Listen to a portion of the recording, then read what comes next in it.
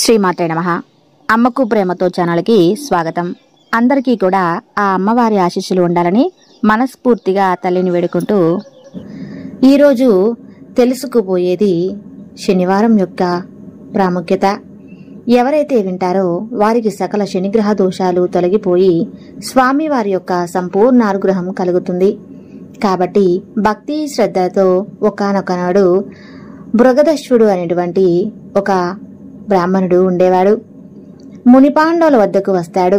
ధర్మరాజు ఆ మునికి అతిథి సత్కారాలు కావించి కౌరవుల వలన తాము పడుతున్నటువంటి బాధలన్నీ కూడా వివరించి, మహాత్మా, రాజ్య నివాసాన్ని పోగొట్టుకుని మాలాగా అడవిలో కష్టాలు పాడుతున్నవారు ఎవరైనా ఉన్నారా?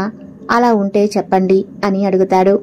అందుకు బృహదశ్వుడు, ధర్మరాజా, నువ్వు కష్టాలు పడుతూ అడవులలో ఉన్న నీ వెంట అన్నదమ్ములు, నీ భార్య యొక్క హితం కోరేటువంటి విప్రులు నీ వెంట ఉన్నారు. పూర్వం నలేడు అనేటువంటి మహారాజు నీ వల్లే జూదంలో సర్వం కోల్పోయి పుష్కరిణికి రాజ్యాన్ని అప్పగించి భార్యా సమేతుడై ఒంటరిగా అరణ్యాలకు వెళ్లాడు అని చెప్పాడు. అది విన్నటువంటి ధర్మరాజు, మహాత్మా, నాకు నలుడి కథ గురించి వివరించండి, నాకు తెలుసుకోవాలని ఉంది అని అడుగుతాడు. అందుకు బృహదశ్వుడు ధర్మరాజుకు ఈ విధంగా వివరించసాగాడు. నిశితా దేశాన్ని వీరసేనుడు కుమారుడైనటువంటి నలుడు పరిపాలిస్తూ ఉన్నాడు. తన యొక్క పరాక్రమంతో ఎన్నో దేశాలను జయించి ప్రజారంజకంగా పరిపాలిస్తూ ఉన్నాడు. అతనికి జోదం అంటే ఎంతో ప్రీతి. ఆ కాలంలో విదర్భ దేశాన్ని భీముడైనటువంటి రాజు కూడా పరిపాలిస్తూ ఉన్నాడు. అలా చాలా కాలం అతనికి మాత్రం సంతానం కలగలేదు. అతనికి దమనుడు అనేటువంటి ముని ఇచ్చినటువంటి వరం వలన దమయంతి అనేటువంటి కూతురు కలిగింది. దాముడు, దమనుడు, దాంతుడు అనేటువంటి కుమారులు కూడా కలిగారు. దమయంతి సౌందర్యశాషి, గుణవంతురాలు. దమయంతి నలుని గుణగుణాలను గురించి చాలా రోజులుగా వింటూ ఉన్నది. నలుడు దమయంతి గురించి, ఆమె యొక్క సౌందర్యం గురించి కూడా విన్నాడు. ఇరువురి నడుమ ప్రేమ అంకురించింది. నలుడు దమయంతుల మధ్య హంస రాయబారం జరుగుతుంది. అలా ఒకరోజు నలుడు ఉద్యానవనంలో ఉండగా హంసల గుంపు వచ్చి అక్కడ వాలింది. ఆ హంసలను చూసి బలుడు వాటిలో ఒక దారిని పట్టుకున్నాడు. మిగిలినటువంటి హంసలు తోటి హంసను విడిచి వెళ్లలేక ఆకాశంలో తిరుగుతున్నాయి. నలుడితో అతని చేతిలోని హంస మానవ భాషలో ఈ విధంగా అన్నది, ఓ మహారాజా, నీవు దమయంతిని ప్రేమిస్తున్నావు. నేను దమయంతు వద్దకు వెళ్లి నీ గురించి, నీ యొక్క అందచందాల గురించి, గుణగణాల గురించి చెప్పి నీ మీద అనురాగం కలిగేలా చేస్తాను అని పలికింది. ఆ హంస పలుకులు విన్నాడు నలుడు.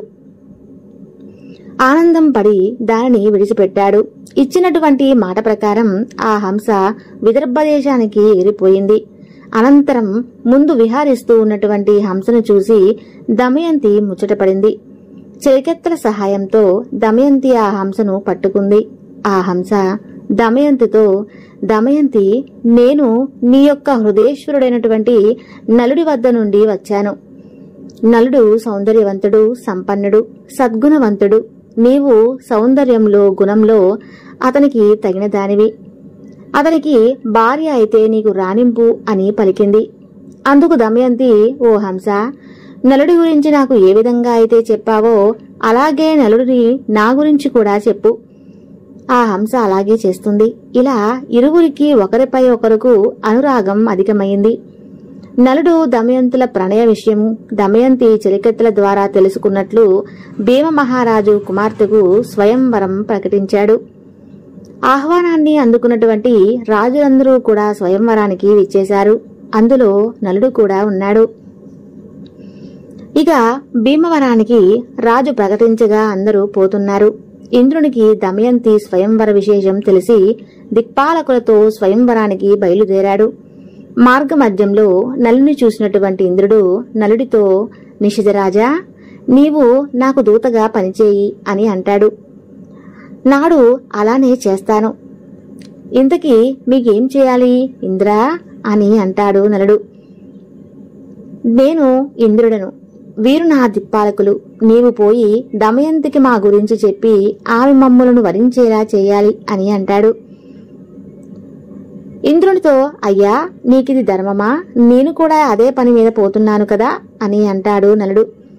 ఇంద్రుడు నలుడితో, నీవు మాకు మాటిచ్చావు కాబట్టి ఈ కార్యం చేయవలసిందే. ఇది దేవతా కార్యం, నీవు చేయగలవు. మాట తప్పడం ధర్మం కాదు. మా యొక్క మహిమ చేత అంతఃపురానికి వెళ్ళడానికి నీకు ఎవరూ అడ్డు చెప్పరు అంటాడు. ఇక గత్యంతరం లేక నలుడు దమయంతి అంతఃపురంలో ప్రవేశిస్తాడు. నాడు దమయంతిని మొదటిసారిగా చూసి హంస చెప్పిన దానికంటే కూడా దమయంతి సౌందర్యవతి అని అనుకుంటాడు. ఇక దమయంతి ఆమె చిలకత్తలను చూసి ఆశ్చర్యపోయారు. దమయంతి నలుణ్ణి చూసి, మహాత్మా మీరెవరు? ఎక్కడి నుండి వచ్చారు? ఈ అంతఃపురంలో ఎవరికీ కనపడకుండా ఏ విధంగా ప్రవేశించారు అని అడుగుతుంది. అప్పుడు నలుడు దమయంతితో, నా పేరు నలుడు. నేను దేవదూతగా వచ్చాను. దిక్పాలకులు వారిలో ఒకరిని వరించమని నీకు చెప్పమని నన్ను పంపించారు అన్నాడు. నలుడి మాటలను ఆమె మనసు కష్టపడింది. అయ్యా, నేను మానవకాంతను. నమస్కరించినటువంటి దేవతలను వరించడం ధర్మమేనా? నాడు హంస చెప్పినది మొదలు నిన్నే నా భర్తగా తలుచుకుంటూ ఉన్నాను. నా తండ్రి భీమరాజు మిమ్ము ఇక్కడికి రప్పించడానికే ఈ స్వయంవరాన్ని ప్రకటించాడు. మీరే నా భర్త కాబట్టి నన్ను స్వీకరించండి, లేకుంటే నా ప్రాణాలు నేనే తీసుకుంటాను అని దమయంతి అంటుంది. కాని ఇతరులు మాత్రం వరించను అని దమయంతి ప్రార్థిస్తుంది. అప్పుడు నలుడు దమయంతితో, దేవతలు ఐశ్వర్యవంతులు, జనన మరణాలు లేనివారు వారిని కాదని జనన మరణాలకు అలవాలమైనటువంటి నన్ను కోరడం న్యాయమేనా అని అంటాడు. ఆ మాటలు విని దమయంతి దుఃఖించింది. ఆమె నలుడితో, నేను ఒక ఉపాయం చెప్తాను. అందరి ముందు నేను దేవతలను ప్రార్థిస్తే నిన్ను వివాహం ఆడతాను. అప్పుడు మీకు దేవతల మాట వినలేదు, అటువంటి దోషం ఉండదు అంటుంది. ఆ మాటలు నలుడు ఇంద్రునికి చెప్పాడు.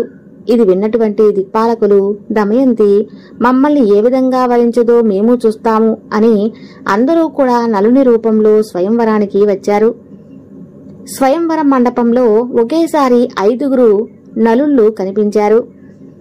దమయంతి వరమాల పట్టుకుని వచ్చింది. మనస్సులో ధ్యానించి, దేవతలారా, నలుణ్ణి గుర్తుపట్టడంలో నాకు మీరు సహకరించండి, మీరు నిజరూపాలలో ప్రత్యక్షమవ్వండి అని ప్రార్థించింది. దమయంతిని కరుణించి తమ యొక్క నిజరూపాలతో ప్రత్యక్షమయ్యారు దేవతలు. నలుడి వివాహము వైభవవేతంగా వివాహం జరిగింది. ఇంద్రాది దేవతలు అనేక వరాలు ఇచ్చి అనుగ్రహించారు. దమయంతి యొక్క స్వయంవరం చూసి దేవలోకం వెళుతుండగా దేవతలకు కలిపురుషుడు కనిపించాడు.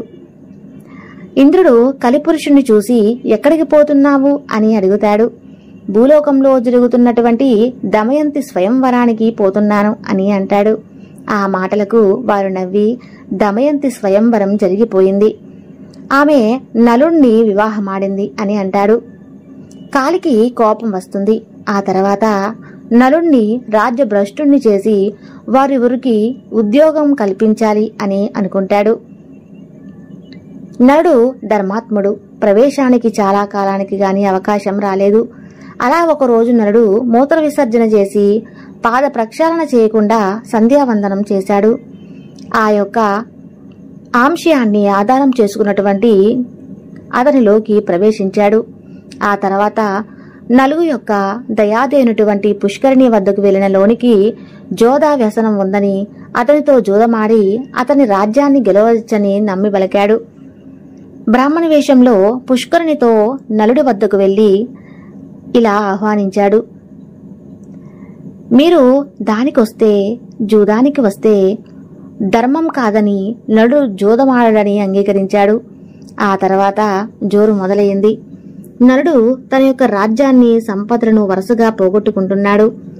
ఆయన కూడా ఆడిన మాట తప్పకుండా ఆడటం మానకుండా సంస్థ పోయే వరకు ఆడాడు. దమయంతి దక్కించి ఓడే కొద్దీ గెలవాలి అనేటువంటి పంతం పెరుగుతుంది. ఇక ఏమీ చేయలేము అని సరిపెట్టుకుంటాడు. నలుడు ఓడడం తథ్యమని అయినటువంటి దమయంతి తన కుమార్తె ఇంద్రను, కుమారుడు ఇంద్రసేనను సారథిని తోడిచ్చి విదర్భలో ఉన్నటువంటి తన తండ్రి వద్దకు పంపించింది.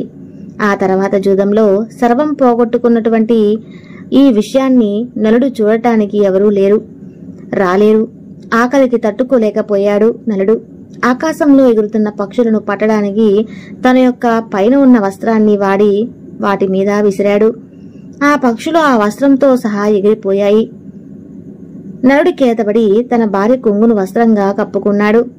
ఆ దుస్థితికి తట్టుకోలేకపోయాడు నలుడు. దమయంతి, ఇక్కడ 4 మార్గాలు ఉన్నాయి. ఇది నీ పుట్టింట్లు, విదర్భ దేశానికి పోయేటువంటి దారి. ఇది దక్షిణ దేశానికి పోయేటువంటి మార్గం. ఇది కోసల దేశానికి పోయేటువంటి మార్గం. ఇది ఉజ్జయిని పోయేటువంటి మార్గం. వీటిలో మనకు అనుకూలమైనటువంటి మార్గం ఏమిటో చెప్పు. నీవు అడవులలో కష్టాలు పడలేవు. నీ తండ్రి ఇంటికి వెళ్లి సుఖంగా ఉండు అని చెప్పాడు. అవును, మనం విదర్భకు వెళ్లి సుఖంగా ఉంటామని చెప్పింది. నలుడు దమయంతి మహారాజుగా విదర్భలో తిరిగిన వాడని, రాజభష్టునిగా ఎలా రాగలరు చెప్పు అని. రోగాల కన్నా కూడా పెద్ద రోగం దుఃఖం. అందుకు భార్య పక్కన ఉండటం పరమ ఔషధం. అందుకని నీవు పక్కన ఉంటే ఎన్ని కష్టాలైనా కాని నాకు సుఖాలుగానే ఉంటాయి అంటాడు దమయంతితో. నిజమే, అందుకనే నన్నెప్పుడూ కూడా మీ వెంట ఉండటానికి అనుమతించండి అంటుంది దమయంతి. అందుకు నలుడు అంగీకరించాడు. నలుడు దమయంతుల వియోగం ఏ విధంగా జరిగిందో తెలుసుకుందాం. ఒకరోజు అడవిలో నలుడు మీద తలపెట్టుకుని దమయంతి నిద్రపోతూ ఉంటుంది. ఆమెను చూసి నలుడు, ఈ సుకుమారి నాతో అడవులలో కష్టాలు పడుతుంది. నా వెంట ఉండటమే ఈమె కష్టాలకు కారణం కదా. నేను లేకపోతే ఈమె పుట్టింటికి వెళ్లి సుఖపడుతుంది అని మనసులో అనుకుని తాను ధరించినటువంటి చీరభాగాన్ని చింపి పైన వేసుకుని ఆమెను వదలలేక విడిచి వెళ్లిపోయాడు. నిద్ర లేచినటువంటి దమయంతి భర్త లేకపోవడం చూసి దుఃఖించింది. భర్తను తలుచుకుంటూ అడవిలో తిరుగుతున్న ఎంతమందిని చూసి అడిగినా కూడా ఎవరూ సమాధానం చెప్పలేదు. ఒక కొండ చిలువ పట్టుకుంది. భయంతో దమయంతి కేకలు వేసింది. ఆ కేకలు విన్నటువంటి ఒక కిరాతకుడు తన కత్తితో ఆ కొండ చిలువను చంపి దమయంతిని రక్షించాడు. ఆ కిరాతుడు దమయంతి గురించి తెలుసుకున్నాడు. ఆమె యొక్క నిస్సహాయతను తెలుసుకుని ఆమెను తాకబోవగా దమయంతి అతనిని భస్మం చేసింది. భర్తను తలుచుకుంటూ అడవిలో దారి తెన్ను లేకుండా ప్రయత్నిస్తూ ఉండగా ఆమెకు ఒక మునిపల్లె కనిపిస్తుంది. అక్కడ ఆమె మునిశ్రేష్ఠులను చూస్తుంది. మునులు దమయంతిని చూసి, అమ్మా, నీవి ఎవరు? ఒంటరిగా ఎందుకు తిరుగుతున్నావు అని అడుగుతారు. సమాధానంగా దమయంతి, మునిపుంగుములారా, నేను నలచక్రవర్తి భార్యను. నా పేరు దమయంతి. విధ్వంసంతో నా భర్త నన్ను విడిచి వెళ్లిపోయాడు. నాకు వారి జాడ చెప్పగలరా? నేను భర్త లేనిదే జీవించలేను అని అంటుంది. అమ్మా, నీకు త్వరలోనే భర్త సమాగమనం జరుగుతుంది. చింతపడవద్దు అని చెప్పి వెళ్లిపోతారు. దమయంతి పిచ్చిదానిలా భర్తను వెతుక్కుంటూ అడవిలో తిరుగుతూ ఉంటుంది. అందులో అటుగా పోతున్నటువంటి బాటసారులు ఆమెను చూస్తారు. కొందరు ఆమెను పిచ్చిది అని ఎగతాళి చేస్తారు. కొందరు ఆమెకు మొక్కారు. వారిలో ఉన్నటువంటి ఒక వ్యాపారి ఆమెను గురించి తెలుసుకుని, అమ్మా, నేను నలుడిని చూడలేదు, కాని మేము చేదీ దేశానికి వెళ్తున్నాము అని అంటాడు దమయంతితో. నేను కూడా మీ వెంట వస్తాను అంటుంది దమయంతి ఆ వ్యాపారితో. ఆమెను తమ వెంట తీసుకుని వెళ్తారు. వారు అడవి మార్గంలో రాత్రివేళ నిద్రిస్తున్న సమయంలో ఒక ఏనుగుల గుంపు వారిలో చాలా మందిని తొక్కివేసింది. వారిలో చాలా మంది మరణించడం చూసి దమయంతి తన యొక్క దురదృష్టానికి దుఃఖించింది. తనను చంపలేదని రోధిస్తున్న ఆమెను కొందరు బ్రాహ్మణులు ఓదార్చి ఆమెను తమ వెంట సుబాహు నగరానికి తీసుకుని వెళ్తారు. చేదీ దేశ రాజధాని సుబాహుపురం చేరుకుంది. ఒళ్లంతా దుబ్బతో వీధిలో వెళుతూ ఉన్నటువంటి దమయంతిని రాజమాత చూసి దాసీలను పంపి దమయంతిని అంతఃపురానికి పిలిపించింది. రాజమాత దమయంతితో, అమ్మా, నిన్ను చూస్తూ ఉంటే రాజకళ ఉట్టిపడుతుంది. నీవు ఎవరు అని అడుగుతుంది. దమయంతి, అమ్మా, నా భర్త జూదంలో రాజ్యాన్ని పోగొట్టుకున్నాడు. నన్ను అడవిలో ఒంటరిగా విడిచి వెళ్లిపోయాడు. అతనిని వెతుక్కుంటూ తిరుగుతున్నాను అని చెబుతుంది రాజమాతతో. అమ్మా, ఇక నుండి నీవు నా దగ్గర సైరంధ్రిగా ఉండు. ఎలాంటి లోటు లేకుండా నేను చూసుకుంటాను. నీ భర్తను వెతికిస్తానని చెబుతుంది రాజమాత. దమయంతి అందుకు అంగీకరించి, అలాగే ఉంటాను తల్లి, కాను నేను సైరేంద్రిగా ఎవరి ఎంగిలి తినను, పనులకు చెయ్యను, పట్టణ పురుషులతో మాట్లాడను, కేవలం నా భర్తను వెతుకుతూ వెళ్ళేటువంటి బ్రాహ్మణులతో మాత్రమే మాట్లాడతాను అని చెబుతుంది. రాజమాత అందుకు అంగీకరించి తన కుమార్తె సునంద వద్దకు పంపించింది. దమయంతి అక్కడే ఉండిపోయింది. దమయంతిని వదిలి వెళ్లేటువంటి అడవిలో ప్రయాణిస్తూ ఉండగా అడవి అంతటా కూడా దహనం వ్యాపించింది. ఆ తర్వాత ఆ యొక్క మంటల మధ్య నుండి రక్షించండి రక్షించండి అన్నటువంటి ఆర్తనాదం వినిపిస్తుంది. ఆర్తనాదం వినుడు అగ్ని కీలల నడుమ ఉన్నటువంటి నాగకుమారుణ్ణి రక్షించాడు. ఆ పాము నలుడిని కాటు వేసింది. పాము కాటుకు నలుడు వికృత రూపమవుతాడు. అప్పుడు ఆ పాము తన యొక్క నిజరూపంతో ప్రత్యక్షమై నలుడితో, నలమహారాజా, నా పేరు కర్కోటకుడు, నేను కాటు వేశానని భయపడవద్దు, ఇక నిన్ను ఎవరూ కూడా గుర్తించరు, పాము కాటు నిన్ను ఏమీ చేయదు, నీ రాజ్యం నీకు ప్రాప్తిస్తుంది, నీ భార్య నీకు దక్కుతుంది, నీకు ఎప్పుడూ నిజరూపం కావాలన్నా నన్ను తలుచుకుంటే నీ వద్దకు ఒక వస్త్రం ఎగురుతూ వస్తుంది, దానిని కప్పుకుంటే నీకు పూర్వకృత వస్తుంది. ఇక మరో విషయం చెబుతాను విను. ఇక్కడికి దగ్గరలో ఈశ్వాకు వంశస్థుడైనటువంటి పాల్గొని రాజ్యం ఉంది. నీవు అక్కడికి వెళ్ళు. బాహుకుడు అనేటువంటి పేరుతో అతని వద్ద రథసారథిగా చేరు. నీవు అతనికి అశ్వహృదయం అనేటువంటి విద్యనునిచ్చి అతని నుండి అక్షశ్రయం అనేటువంటి విద్యను గ్రహించు అని చెప్పి కర్కోటకుడు వెళ్లిపోతాడు. ఇక నలుడు రూపాన్ని వద్ద సారథిగా చేరాడు. అలాగే వంటశాలలో చేరి రుచికరమైనటువంటి వంటలు వండి పెట్టసాగాడు. జీవలుడు సహాయకుడిగా ఉండేవాడు. ఎక్కడ ఉన్నా నలుడు ఎప్పుడూ కూడా దమయంతిని తలిచి దుఃఖిస్తూ ఉండేవాడు. అలా ఒకరోజు నలుడు దమయంతిని తలుచుకుని దుఃఖిస్తూ ఉండగా జీవుడు విని, యొక్క వికృత రూపి ప్రియురాలు ఎంత వికృత రూపంలో ఉంటుందో అని అనుకుంటూ నలుడు వద్దకు వచ్చి విషయం ఏమిటి అని అడుగుతాడు. అందుకు నలుడు జీవులనితో, అయ్యా, నాకు ఒక ప్రేయసి కూడా ఉంది. నాకు తెలిసిన ఒక సైనికుడు తన ప్రేయసిని గురించి దుఃఖిస్తూ ఉండగా నేను చూశాను. అతన్ని అనుకరిస్తూ ఏడుస్తున్నాను అన్నాడు. ఆ తర్వాత విదర్భ దేశంలో ఉన్నటువంటి భీమునికి 4 విషయాలు తెలుస్తాయి. తన కూతురు అల్లుడు ఏమయ్యారో అని పరితపించాడు. వారిని వెతకడానికి నలువైపులా బ్రాహ్మణులను పంపిస్తాడు. ఎన్నో బహుమానాలు ప్రకటించాడు. ఆ తర్వాత చెదేశం చేరినటువంటి బ్రాహ్మణుడు దమయంతి నుదుటిన ఉన్నటువంటి పుట్టుమచ్చను చూసి ఆమెను గుర్తించాడు. అతను దమయంతితో, అమ్మా, నేను నీ తండ్రి వద్ద నుండి వస్తున్నాను. అక్కడ వారందరూ కూడా క్షేమం. నేను నీ సోదరుని మిత్రుడను అనగానే దమయంతి వారిని తలుచుకుని పెద్దగా రోధించింది. అది చూసినటువంటి రాజమాత ఆ బ్రాహ్మణుని చూసి, బ్రాహ్మణోత్తమా, ఈమె ఎవరి భార్య, ఎవరి కూతురు, ఇలా ఉండడానికి కారణం ఏమిటి అని అడుగుతుంది. అందుకు అతను, అమ్మా, ఈమె విదర్భరాజు కుమార్తె, నలచక్రవర్తి భార్య, ఈమె పేరు దమయంతి. అతను విధి విషాత్తు రాజ్యాన్ని పోగొట్టుకుని అడవుల పాలయ్యాడు. భీముని అగ్నిపై ఈ వేదికదు ఇక్కడికి వచ్చి ఈమెను గుర్తించాను అంటాడు. అది విన్నటువంటి దమయంతిని కౌగిలించుకున్నటువంటి రాజమాత, దమయంతి, నీవు నాకు పుత్రిక సమానురాలివి. నేను నీ తల్లి దశర్ణరాజు కుమార్తెలము. నీ తల్లి విదర్భరాజుని వివాహమాడింది. నేను వీరబాహుమడు అంటుంది. అందుకు అందరూ కూడా ఆనందపడ్డారు.